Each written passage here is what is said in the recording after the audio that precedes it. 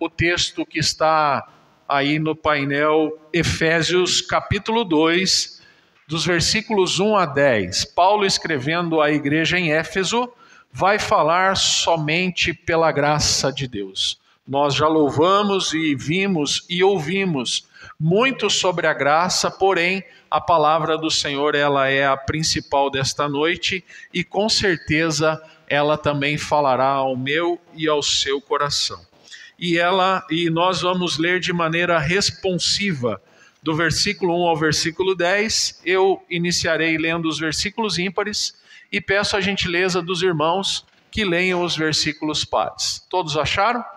Efésios 2, de 1 a 10, diz assim a palavra do Senhor.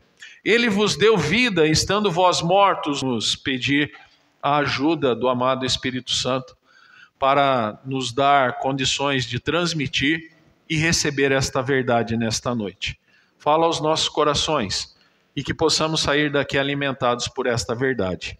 Nós oramos agradecidos em Cristo Jesus. Amém. Você pode se sentar. Meus irmãos, se você procurar no dicionário significado de graça, vai estar bem assim lá descrito. Dom que Deus concede aos homens e que os torna capazes de alcançar a salvação. Vou repetir. Graça significa dom que Deus concede aos homens e que os torna capazes de alcançar salvação. O que está descrito no dicionário não é mentira, mas também não é toda a verdade. Justamente porque Martim Lutero, ao ler Romanos 1,17, o Espírito Santo mexe com ele e por causa disso ele então coloca as 95 teses na porta da igreja ou do castelo, em algumas versões falam isso, de Wittenberg na Alemanha, e chama então a liderança da igreja, porque naquela época ainda não tinha divisão católica e protestante, era uma única igreja só, para conversa sobre alguns assuntos que para ele já não dava mais condições de aceitar. Por isso nós estamos aqui, 506 anos após a Reforma Protestante. 31 de outubro de 1517 é essa data que todo cristão, todo protestante reformado deveria guardar, como se fosse uma data de aniversário sua, justamente para entender que de lá para cá muita coisa mudou, sim, é verdade, mas que ainda precisa ser mudado.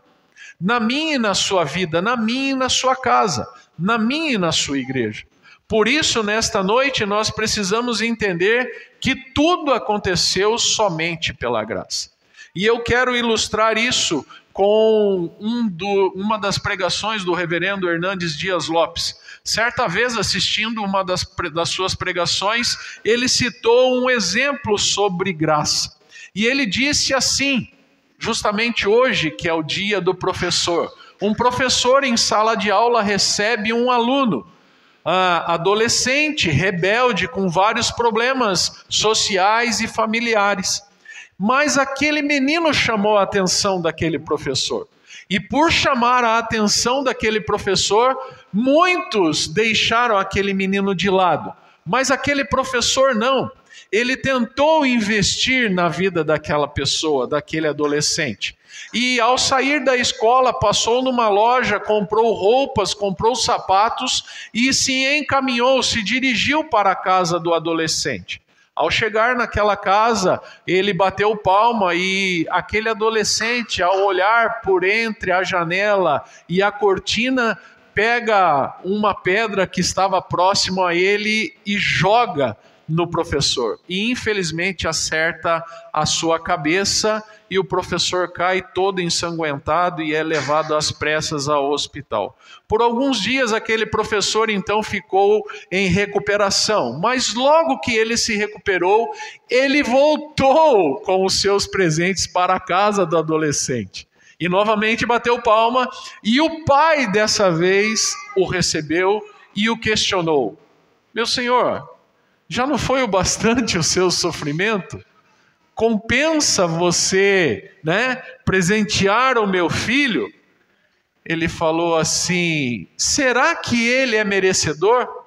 O professor sabiamente virou para o pai e disse: merecedor ele não é, mas ele necessita. Então, a graça traduzida nessa pequena história é justamente isso. Eu e você não somos merecedores, mas nós precisamos e necessitamos dela.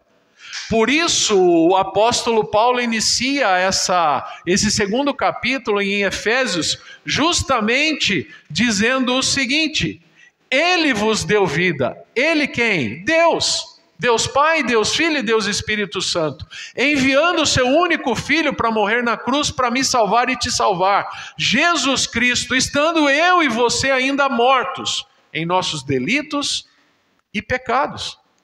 Nós, se ainda há alguém aqui que nunca se reconciliou com o Senhor, você ainda está morto ou morta em seus delitos e pecados. Aliás, não tem ninguém aqui melhor do que outra pessoa. Mas um dia eu e um dia cada um dos irmãos e irmãs aqui presentes entendemos e compreendemos que precisávamos de alguém. E eu me arrependi e eu entreguei a minha vida ao Senhor Jesus. E talvez você também se arrependeu e entregou a sua vida ao Senhor Jesus, para que Ele sim possa fazer nova todas as coisas na sua vida, na sua casa, no seu trabalho, na sua igreja. Por isso o apóstolo vem dizer nesses 3 primeiros versículos que nós éramos pecadores e que nós estávamos mortos. Porém, nós temos um lapso de tempo aqui, justamente por saber o que é graça. Como bem a Ellen disse, o favor imerecido, que é o que nós sabemos. Mas a real é que nós não merecemos, mas precisamos e necessitamos da graça, do amor, da misericórdia constante do nosso Deus na nossa vida. Por isso o pecado me afastou e te afastou do Senhor. Por isso ainda aqueles que não se confessaram ao Senhor Jesus, e preste muita atenção aqui, eu não estou falando em confessar a igreja presbiteriana, ou a igreja XYZ, não, mas se confessar ao Senhor que é dono dessas placas. Por isso, nesta noite, se o Espírito Santo falar a você, não deixe para amanhã, faça agora. Busque agora, porque nós não sabemos se teremos tempo. Ninguém sabe aqui o quanto de tempo ainda nós vamos viver. Mas Deus sabe a minha hora e a sua hora. Eu sei a data do meu nascimento, você sabe a data do seu nascimento. Mas a data de morte, ninguém sabe. E se você prestar atenção e for muito esperto, esperta, você vai perceber que o que está acontecendo no Brasil e no mundo, agora, uma semana de guerra, de afronta do Hamas para com Israel, você deve perceber o que está em Apocalipse e as coisas que nós estamos estudando aqui às quartas-feiras. Se você não tem vindo, eu te desafio a vir, a quebrar um pouco do seu dia todo atribulado para você receber de Deus. Nós temos irmãos e irmãs que ao sair do seu trabalho vêm direto para a igreja para se abastecer e com certeza se abastecem. Mas voltando ao nosso texto, se você olhar o versículo 4, a palavra vai dizer assim: mas Deus, sendo rico em misericórdia, por causa do grande amor que nos amou, e estando nós mortos em nossos delitos, nos deu vida. Através de quem? De Cristo. Então, tudo que eu tenho e tudo que você tem é Jesus. Talvez você pense assim: é a sua conta bancária, é o seu trabalho, é o seu diploma, é o seu conhecimento. Desculpa quebrar todo esse sonho, esse projeto seu. Não é. Tudo que você tem e deveria ter é somente Cristo. Porque em Cristo nós somos mais que vencedores. Por isso o pecado tem afastado a humanidade de Deus. Por isso você olha para Gênesis 3 e você vê lá o início de tudo, onde tudo começa. Gênesis 1 e 2 é belo e maravilhoso. Mas quando você entra de cabeça em Gênesis 3, você vê que a desobediência dos nossos primeiros pais fizeram com que eu e você tivéssemos esse tipo de vida. E se eu e você não procurarmos mudar a regra do jogo, que é entregando a vida ao Senhor, nós vamos continuar sofrendo e muito. Por isso, o apóstolo Paulo diz que nós éramos filhos da desobediência, justamente porque ele sabe o que aconteceu em Gênesis 3. Ele entende que a desobediência dos primeiros pais fez com que eles tivessem separação.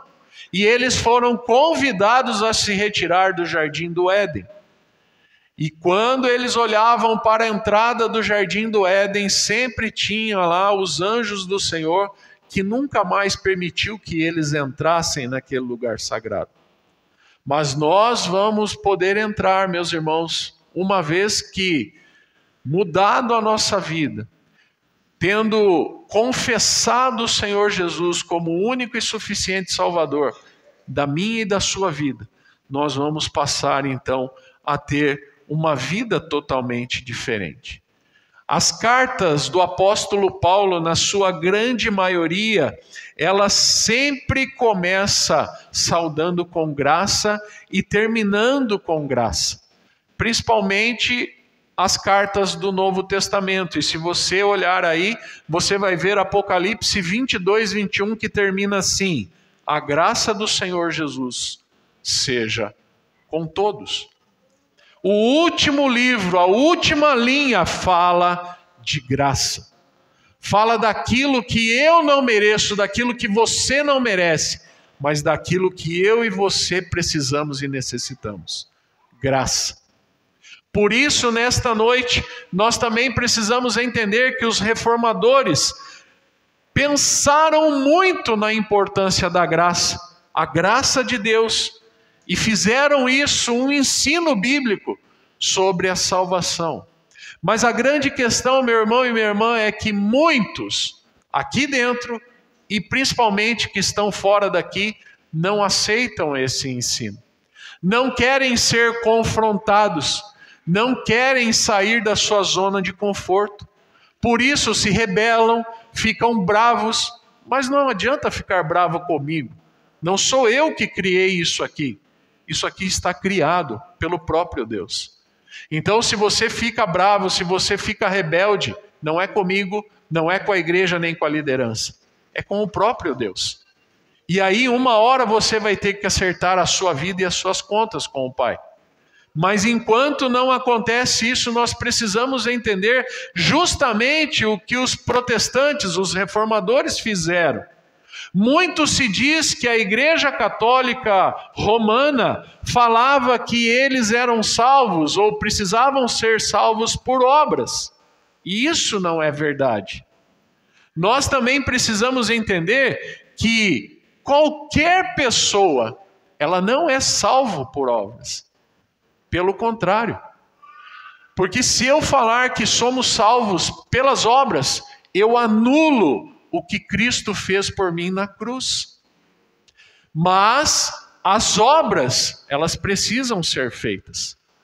Quando eu coloco a minha vida no Senhor, e em primeiro lugar eu tenho a Deus e tenho a Cristo na minha vida, o trabalhar, as obras, elas são consequências, não prioridade. Muitas vezes nós temos ouvido que se você não fizer, você não vai para o céu. Se você não fizer caridade, você não vai para o céu. Se você não esmolar, você não vai para o céu. É só você olhar para a palavra, onde 2 apóstolos entrando na porta formosa e um coxo ali pedindo esmola, diz: dá-me alguma coisa. E os apóstolos viram para ele e falam: eu não tenho ouro nem prata, mas o que eu tenho eu te dou. Em nome de Jesus, levanta e anda. Muitas vezes nós só precisamos disso, mas com autoridade, com vivência e intimidade. A grande questão é que quando nós olhamos para a palavra, pela graça sois salvos, muitos ainda ficam em dúvida. Será? Será que é somente isso? Será que é tão fácil assim? É somente isso. Mas fácil não é. Porque ser cristão nos nossos dias é muito difícil. As pessoas, ou melhor dizendo, o mundo oferece para as pessoas muito mais coisas do que a igreja oferece. Porque a igreja oferece uma única alternativa: Jesus. Jesus é o caminho, Jesus é a verdade e Jesus é a vida. E ninguém vai ao Pai se não for por Ele, Cristo. E quando você se depara com uma palavra dessa, você fica muitas vezes armado.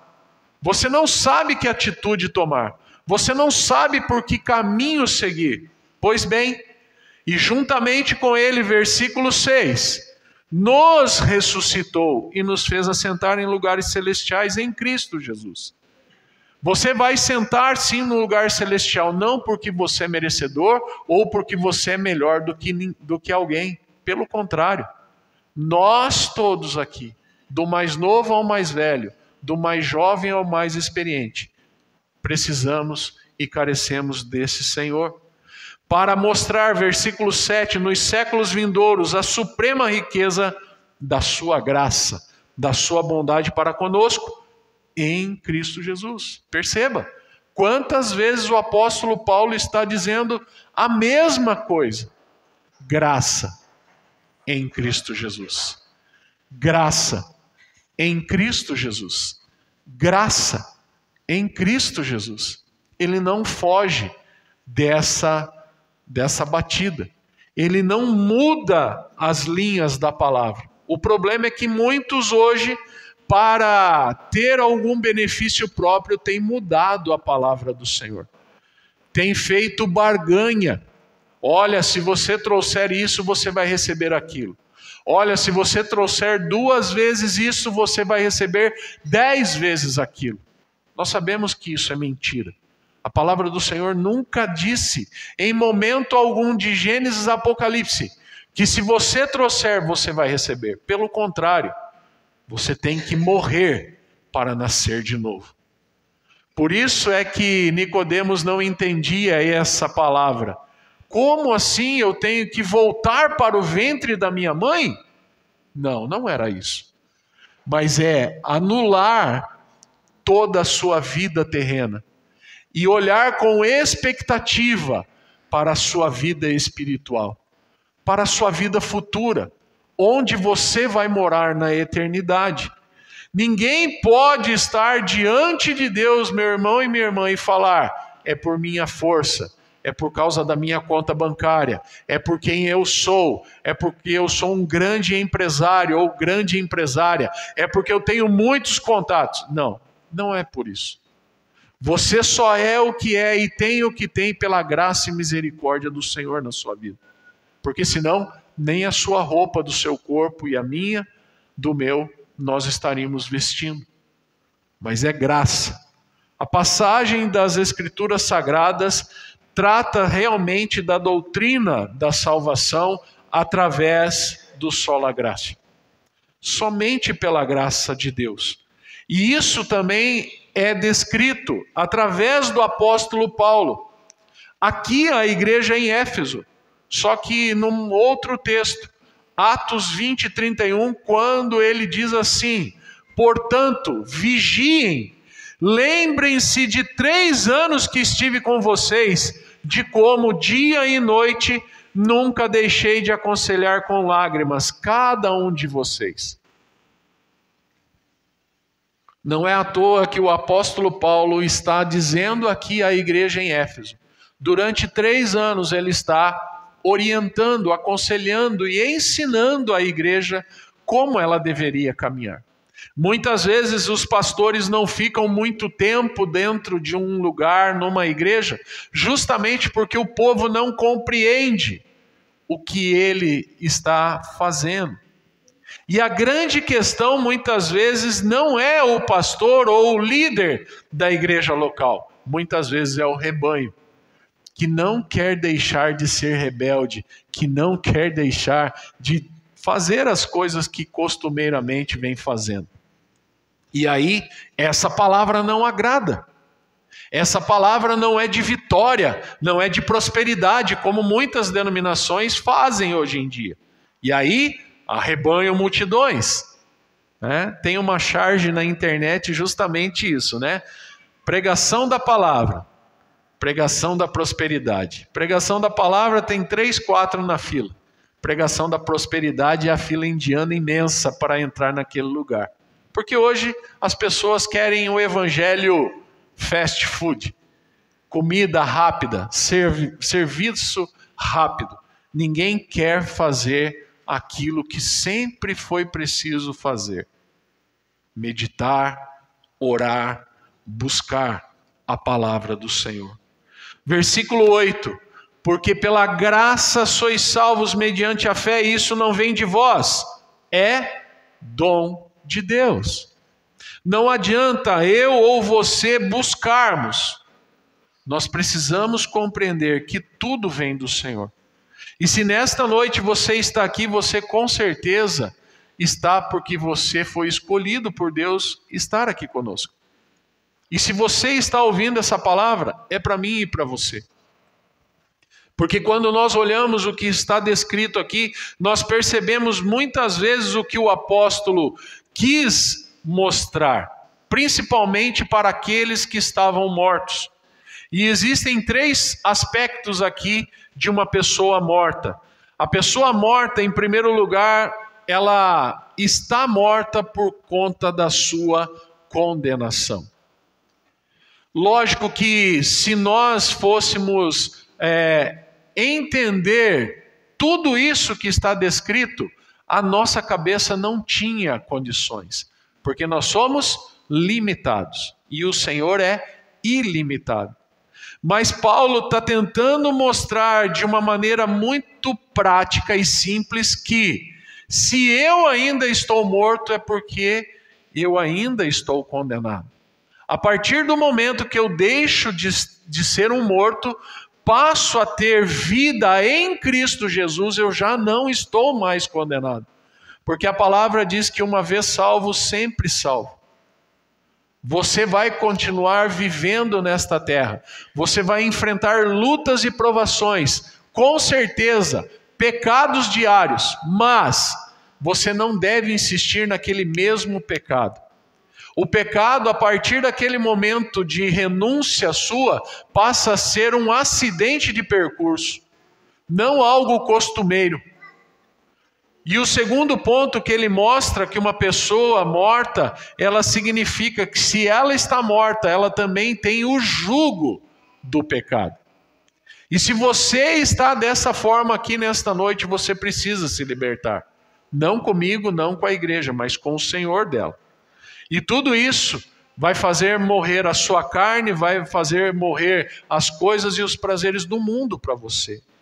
E em terceiro, o apóstolo Paulo, ele diz que esse morto significa que se ele continuar morto, ainda terá a ira de Deus na sua vida. E é justamente isso que nós estamos estudando às quartas-feiras, onde no juízo final, o Senhor vai me chamar e vai te chamar. E muitos vão falar, em teu nome fiz isso, em teu nome expulsei, em teu nome preguei. Mas ele vai falar assim: apartai-vos de mim, porque eu não vos conheço. Mas para outras pessoas que seguiram, viveram realmente a fé, vai falar: vinde benditos do meu Pai, entrai no gozo do teu Senhor. E é isso que o versículo 9 está dizendo. Não de obras. Quer dizer, você é salvo pela graça mediante a fé, porque é dom de Deus, e não de obras, para que ninguém se glorie. Porque se eu faço, se eu ajudo, se eu oro, se eu visito, eu me torno o tal. E não é isso que Deus quer. Você pode visitar, você pode orar, você pode ajudar. Aliás, você deve fazer isso, como verdadeiro cristão. Mas não para que você receba nenhum tipo de mérito, porque nós não deveríamos receber nada. O que nós merecíamos era o inferno, mas o Senhor, com a sua graça e misericórdia, alcançou a cada um de nós enviando Jesus para morrer no nosso lugar. E é somente por isso, para aqueles que se entregam ao Senhor Jesus, ao seu amor verdadeiro, é que nós não somos enviados para o inferno.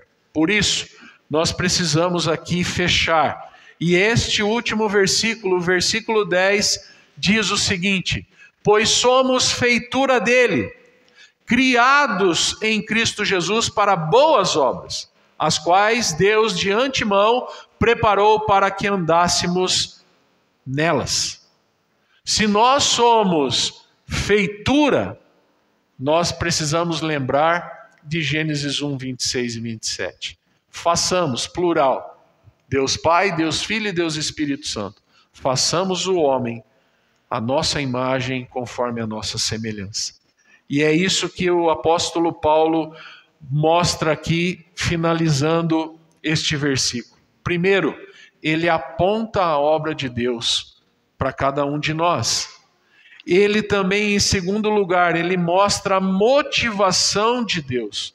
Deus teve motivação lá no início, porém, através de Adão e Eva, tudo mudou. Eles desobedeceram. Mas, com isso, ele mostra o propósito. O propósito está novamente no versículo 7. Para mostrar nos séculos vindouros, às futuras gerações, aqueles que virão depois de nós, a suprema riqueza da sua graça em bondade para conosco, de novo, em Cristo Jesus. Meus irmãos, eu quero finalizar esta breve mensagem dizendo para você nesta noite, se você ainda não entregou a sua vida, hoje é uma grande oportunidade para você fazer isso. Mas, antes, eu quero ler para você, com certeza você conhece, decora e salteado, o hino de número 26, que diz o seguinte: Senhor meu Deus, quando eu maravilhado, os grandes feitos vejo de tua mão, estrelas, mundos e trovões rolando, a proclamar o teu nome na amplidão. E aí vem o refrão deste hino: cantar minha alma, então a ti, Senhor, grandioso és tu, grandioso és tu. A segunda estrofe: quando atravesso bosques e florestas, ouvindo a brisa pássaros cantar, ou vejo além montanhas altaneiras, o teu poder em glória proclamar. E o refrão de novo: cantar minha alma, então a ti, Senhor, grandioso és tu, grandioso és tu. Terceiro: quando percebo que na cruz maldita, por teu amor Jesus morreu por mim e me livrou do jugo do pecado, ali vertendo sangue carmesim. Cantar minha alma, então a ti, Senhor, grandioso és tu, grandioso és tu. E o último, a última estrofe: quando afinal em resplendor e glória, Jesus abrir as portas da mansão, eu hei de estar de joelhos entre os santos, na mais humilde e vera adoração. E a estrofe final fala: e então cantar eternamente ali, grandioso és tu, grandioso és tu. Eu quero encerrar dizendo para você que o meu papel e o seu papel no céu é louvar o Deus Todo-Poderoso eternamente. Se você não consegue louvar, se você não consegue adorar, se você não consegue levantar as suas mãos, bater palma, fazer qualquer coisa aqui, você não conseguirá fazer isso lá. Por isso você precisa nascer de novo. Por isso você precisa tirar o seu coração de pedra e colocar em você um coração de carne. Mas quem faz isso? O Espírito Santo, que me convence da justiça, do juízo e do pecado. Por isso eu quero convidar a você a se colocar em pé nesta hora. Teremos um louvor final, chamar então o Ministério de Louvor para voltar à frente. E eu quero orar por você nesta hora, para que você continue sendo abençoado justamente nesta semana que se inicia hoje. Você, ao sair daqui, com certeza, o Espírito Santo continuará falando ao seu coração, e você, em algumas tarefas da sua semana e do seu dia, você vai perceber justamente sobre esta mensagem, para que você possa colocar em prática na sua vida diária. Então eu quero convidar você a fechar os seus olhos. Nós vamos orar nesse instante, logo em seguida impetrar a bênção e deixar o ministério de louvor com o louvor final.